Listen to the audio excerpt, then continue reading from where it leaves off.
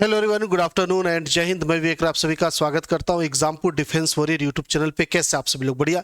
तो आप लोगों का एयरफोर्स का फॉर्म भरना स्टार्ट हो गया बेटा। स्टार्ट कर दीजिए जल्दी से सभी लोग, ठीक है? फटाफट लगा जाइएगा एकदम लाइन से। फॉर्म भरने में बिल्कुल डिले नहीं होना चाहिए, ओके? एक दो दिन के अंदर फॉर्म भर के निपटा दीजिए, ओके? आज से स्टार्ट हुआ, जल्दी से भर दीजिएगा। अब एयरफोर्स का फॉर्म भरते वक्त आपको किन बातों का ख्याल रखना, सबसे पहले इंपॉर्टेंट चीज है। देखो, आपका ना दो टाइप का रिजेक्शन एयरफोर्स में देखने को मिलता है। पहला जो रिजेक्शन होता है वो होता है आपका फॉर्म, यानी आपका फॉर्म भी रिजेक्ट हो सकता है कुछ चीजों को देखते हुए।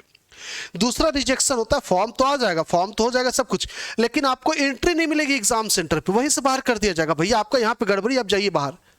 और तीसरा मेजर जो रिजेक्शन होता है डॉक्यूमेंट वेरिफिकेशन, वो बिल्कुल अलग मुद्दा है।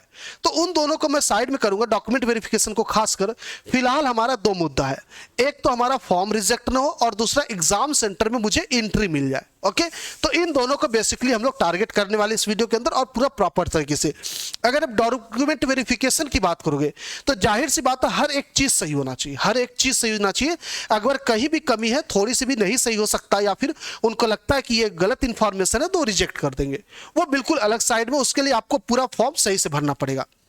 लेकिन फिर भी कुछ गलतियां लोगों से होती हैं, जिसको अभी आप पहले अटेम्प्ट में, दूसरे अटेम्प्ट में इग्नोर कर सकते हो, मतलब जिसको आप टारगेट कर सकते हो कि ये ना हो, कम से कम रिटर्न तक हमें कोई तकलीफ ना हो। तो उसके लिए ये वीडियो बहुत इंफॉर्मेटिव होने वाली, ध्यान से सुनेंगे। देखिए, इसको मैं दो कैटेगरी में डिवाइड किया हूं। सबसे पहला कैटेगरी आपका फॉर्म रिजेक्शन, और दूसरा कैटेगरी आपका एग्जाम सेंटर रिजेक्शन, यानी कि आपके एग्जाम सेंटर में ही आपको परमिशन नहीं दिया जाएगा, वहीं बाहर से कह दिया जाएगा भैया जाइए, आप नहीं दे सकते एग्जाम। क्यों? क्योंकि आपके फॉर्म में या आपके इंफॉर्मेशन में गड़बड़ी है, ठीक है? तो इसको दो कैटेगरी में मैंने डिवाइड किया प्रीवियस रिकॉर्ड को देखते हुए।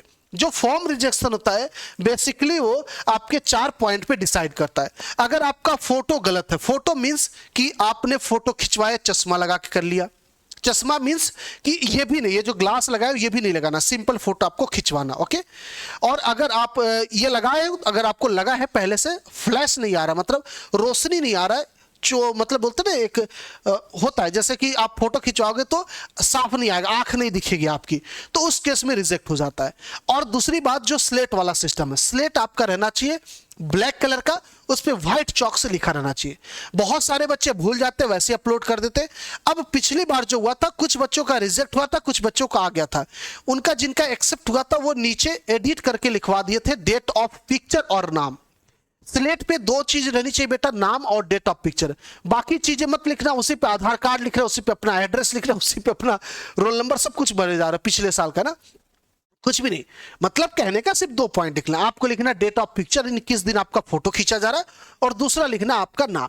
ये लेके आपको चेस्ट के पास यहां पे पकड़ना है फोटो, ना नीचे ज्यादा ना चेहरा ढके, ठीक है? मतलब फोटो आपका सही रहे, एग्जैक्ट वहां पे आपको जो डिस्क्लेरेशन दिया रहता है उसी के बिहाफ पे फोटो आपका सही रहना चाहिए, पहला पॉइंट। दूसरा पॉइंट, 12th का परसेंटेज आपका सही होना चाहिए। अगर 50% से कम है, हालांकि लेगा नहीं फॉर्म, अगर मान लीजिए आपकी बार ले रहा हो, एक्सेप्ट कर रहा हो, या फिर नहीं वेबसाइट में कोई ग्लिच है कि आपको मैनुअली भरना पड़ रहा है, मैनुअली भरना पड़ रहा और वो 50% से कम में भी एक्सेप्ट कर ले रहा है, तो वो रिजेक्ट कर देगा फॉर्म। क्योंकि अगर आपका 12th में ओवरऑल परसेंटेज 50 है और इंग्लिश में 50 है, तभी आप एलिजिबल हो। इंग्लिश में मान लीजिए 49% तो आप एलिजिबल नहीं हो, रिजेक्ट हो जाएगा आपका फॉर्म।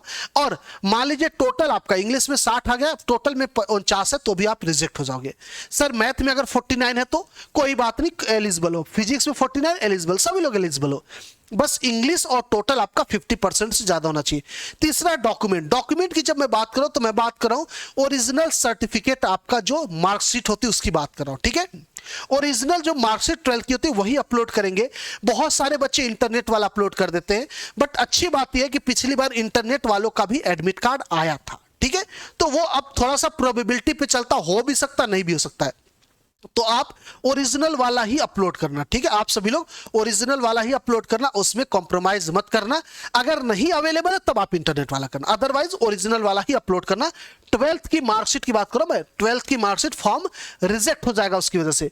फिर डेट ऑफ बर्थ आपका सही होना चाहिए। अगर डेट ऑफ बर्थ भी गड़बड़ है, एज लिमिट के अंदर नहीं आते हो, तो हालांकि वहां पे उसको बता देना चाहिए कि भैया आप एज लिमिट में नहीं हो, आप नहीं भर सकते। अदरवाइज मान लीजिए एक्सेप्ट भी कर रहा और गलती से आप कोई ईयर गलत लिख दिए, तो भैया आपका फॉर्म रिजेक्ट हो जाएगा, आपका एडमिट कार्ड नहीं आएगा। तो अगर ये गलतियां आपसे होंगी तो आप सभी का फॉर्म रिजेक्ट हो जाएगा, यानी कि आप लोग का एडमिट कार्ड नहीं आएगा। तो इन 4 पॉइंट्स को ख्याल में रखना। डॉक्यूमेंट्स को मैं टारगेट कर रहा हूं बेटा, 12th की मार्कशीट की मैं बात कर रहा हूं, ठीक है। बाकी डॉक्यूमेंट्स आपको डॉक्यूमेंट वेरिफिकेशन में चाहिए होता है। फिलहाल अगर डॉक्यूमेंट में 12th की मार्कशीट आपकी गड़बड़ निकली, इंटरनेट वाला रहा, तो रिजेक्ट होने का कारण बन सकता है, लेकिन पिछली बार नहीं हुआ, तो ये भी चीज मैं आपको बता देता हूं। तो आपके पास अगर ओरिजिनल अवेलेबल तो कर लीजिएगा। अगर आपको लगता है सर हमारा स्कूल में कॉलेज में जमा, हम क्या करें, तो आप कॉलेज में जाइए, मांग लीजिए उनसे कि भैया स्कैन कॉपी चाहिए। वो बोलेंगे कि सर यूनिवर्सिटी जा चुका है, तो उस केस में आप इंटरनेट वाला अपलोड कर सकते हो और उनसे एक लेटर पैड पे लिखवा लेना कि भैया ये चीज है, डॉक्यूमेंट हमारा नहीं है इस डेट तक, इसलिए हम अपलोड नहीं कर पाए। उनके कॉलेज के लेटर पैड पे लिखवा लेंगे तो वो आपको एलिजिबल कर देते, कोई दिक्कत नहीं, एडमिट कार्ड आ सकता है। चांस मैं वापस बता दूं, अगला जो रिजेक्शन होता है बेटा वो होता है एग्जाम सेंटर रिजेक्शन, यानी कि एग्जाम सेंटर में आप जाओगे, आपका एडमिट कार्ड तो आ गया लेकिन आपको फिर भी एग्जाम देने का मौका नहीं दिया जाएगा। वो होता है नेम, यानी कि जो भी डॉक्यूमेंट में आपके आधार कार्ड से, जो भी आपके आधार कार्ड से डिटेल वहां पे भरा गया है, वो रिजेक्शन का कारण बनता है। क्यों? क्योंकि आपके हाथ में रहता है एडमिट कार्ड और आपके हाथ में रहता है आधार कार्ड, तो वो दोनों चीज मैच कराते हैं, वो दोनों चीज मैच कराते हैं। अगर उनके बीच में डिफरेंस आता है तो बिल्कुल आपको रिजेक्ट कर देते हैं। तो जो भी आधार कार्ड वाला डिटेल होता है वही एग्जाम सेंटर में रिजेक्शन होता है। अगर आपका परसेंटेज में गड़बड़ दिए हो तो सेंटर पे नहीं रिजेक्ट करेंगे वो लोग। आप 12th का मार्कशीट गलत दे दिए हो तो सेंटर पे रिजेक्ट नहीं करते हो ना, सेंटर पे रिजेक्ट सिर्फ आधार कार्ड का जो डिटेल गलत होता है उसी वजह से होता है और किसी वजह से नहीं होता है। तो आपके आधार कार्ड पे जो नाम लिखा गया एग्जैक्ट स्पेलिंग के साथ मैच कराना, वही होना चाहिए। जो फादर नेम लिखा है वो भी एग्जैक्ट होना चाहिए। डेट ऑफ बर्थ जो आधार कार्ड पे लिखा है वही आपके फॉर्म में रहना चाहिए और साथ साथ आधार कार्ड नंबर। ये सारी चीजें अगर रहेंगी तो ही एग्जाम सेंटर में एंट्री मिलेगा। वापस से बता दूं, अगर इसमें कोई भी कमी है, मान लीजिए इसमें कोई गलती हो गई, आपने फोटो गड़बड़ कर दिया, सब कुछ गड़बड़ कर दिया, फिर भी आपका एडमिट कार्ड आ गया, तो इनसे कोई मतलब नहीं, ये वापस से नहीं चेक होगा आपका, ये डॉक्यूमेंट वेरिफिकेशन में फिर होगा। एग्जाम सेंटर में सिर्फ ये सारी चीजें चेक होंगी, इससे ज्यादा आपका नहीं होगा। ओके, तो आधार कार्ड से जो भी चीज आप वहां पे फिल करते हो। अब बच्चे के अंदर आती कमी क्या कि सर 12th का जो हमारा रिजल्ट है उस पे ये नाम लिखा है, मेरे आधार कार्ड में ये लिखा है। तो सबसे पहली चीज आप अपना आधार कार्ड अपडेट करा लीजिए, वो विद इन 2 to 3 डेज हो जाता है। ये बहाना मत करिएगा कि सर अंतर है, ये है वो, आप करवाना चाहोगे बिल्कुल हो जाएगा। आप पोस्ट ऑफिस जाओ आपके नजदीकी, जहां पे आधार कार्ड चेंज होता है, थंब से लग जाता, ओटीपी से लग जाता, चेंज हो जाते डाटा, कोई दिक्कत नहीं होती, वो चेंज करवा लीजिए। फिर भी आप एकदम जिद्दी ही हो या मान लो गलती से हो ही जाता है आपसे कि नहीं, गलती भर देते हो या आपका नाम और मार्कशीट का अलग ही है, आप चाह के भी नहीं सही करवा पा रहे हो, या फिर एक केस ये भी है कि सर आधार कार्ड में सही मार्कशीट में गड़बड़ है, तो आप आधार कार्ड का भी नाम मार्कशीट के हिसाब से चेंज कर लो, और क्या करोगे अभी के लिए फिलहाल। अदरवाइज बता रहा हूं उसका मैं, अगर आपका थोड़ा बहुत एरर है तो चलता है, थोड़ा बहुत स्पेलिंग, बट बहुत ज्यादा अगर अंतर है, खासकर लड़कियों के साथ इश्यू आता है। जैसे कुमारी, बहुत सारी बच्चियां कुमारी लिखा रहता है 12th में और आगे जाके उनका टाइटल हट जाता, कुमारी आगे का हट जाता है, ठीक है, वो हटा देती है, जैसा भी होता है, तो उनको इश्यू आता है।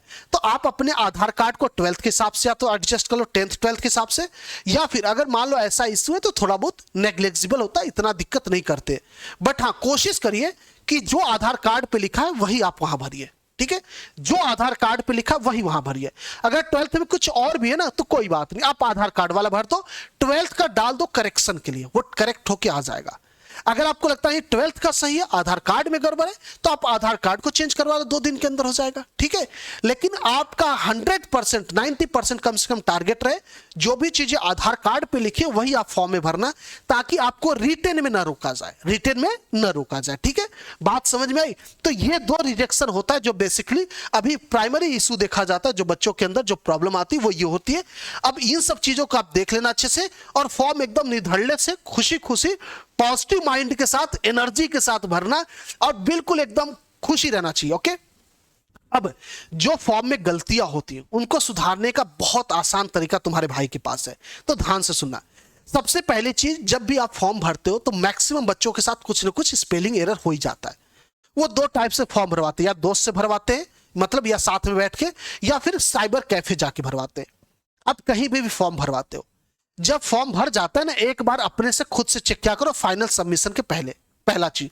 दूसरा चीज, अपने दोस्त से भी उसको पढ़वाया करो क्योंकि कई बार क्या होता है ना, मैं यहां पे परसेंटेज लिखा हूं और मान लीजिए मेरा नाम है परसेंटेज ही, ऐसे एग्जांपल ले रहा हूं, और यहां पे मैंने ए लिख दिया है, यहां पे मैंने ई लगा दिया, तो कई बार ऐसा होता है मैं बार बार पढ़ूंगा लेकिन मुझे समझ में नहीं आएगा कि यही गड़बड़ी है। ऐसा क्लासेस में देखते होगे, टीचर बार बार कैलकुलेशन करता, गलती कहीं होती है, उसको दिखता नहीं, बच्चों को दिख जाता है। तो ये आपके साथ भी होता है, कई बार आप क्वेश्चन करते हो 3 + 2 6 लिखते हो, बार बार लिखते हो, तो ये जो गलती होती है आप नहीं पकड़ पाते उस टाइम पीरियड में। तो आपका कोई दोस्त या दूसरा कोई फॉर्म पढ़ रहा होगा ना, वो आराम से देख लेगा, वो कहेगा देख तेरे आधार कार्ड में लिखा है, यहां तो ये लिखा है, तो वो आपका वेरीफाई कर देगा, सही कर देगा।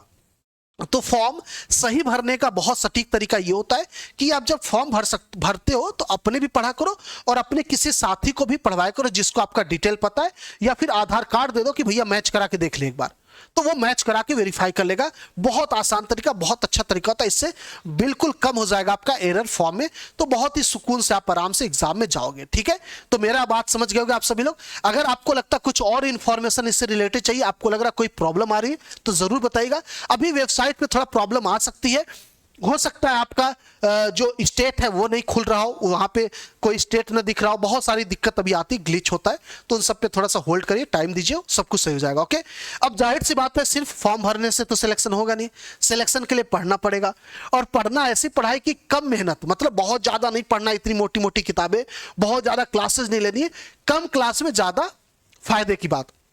तो आप सभी लोगों को गारंटी देता हूं इस बात का, अगर अग्नि बैच से जुड़ते जो कि एयरफोर्स का है 0125 का, आपको मजा आ जाएगा। मजा किस सेंस में सर? आपको क्लासेज एनर्जेटिक, फुल एनर्जेटिक, बहुत कम लाइन में, बहुत कम बात में बहुत ज्यादा चीजें सिखाना, टाइम टू टाइम आपको डीपीपी देना, यानी कि जो भी चैप्टर हो जाए उससे रिलेटेड प्रैक्टिस क्वेश्चन बच्चों को ऑन टाइम देना, फिर उसका रिवीजन कराना यूट्यूब पे अगले दिन सॉल्यूशन।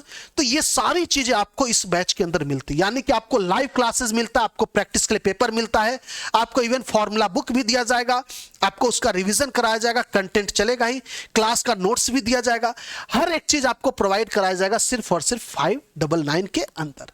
ओके, तो अगर आप सभी लोग एयरफोर्स की तैयारी करना चाह रहे, बिल्कुल सटीक तैयारी, अपने को रिस्क नहीं लेना है, सर कुछ ऐसा बताओ कि रिटेन में कोई दिक्कत नहीं आनी चाहिए, तो आप सभी लोग अग्नि बैच में आओ, कोई दिक्कत नहीं होने वाली। 599 का ये कोर्स पड़ेगा आपको, इसके अंदर एक्स वाई दोनों का एक्सेस है। ऐसा मत सोचिएगा सर हम वाई वाले हम ले सकते, बिल्कुल आपको एक्स वाई दोनों अलग अलग लेने की जरूरत नहीं, एक्स और वाई दोनों का हम एक साथ बैच देते हैं, आप आराम से लीजिए और पढ़ाई करिए, दोनों बैच का एक्सेस एक साथ मिल जाता है।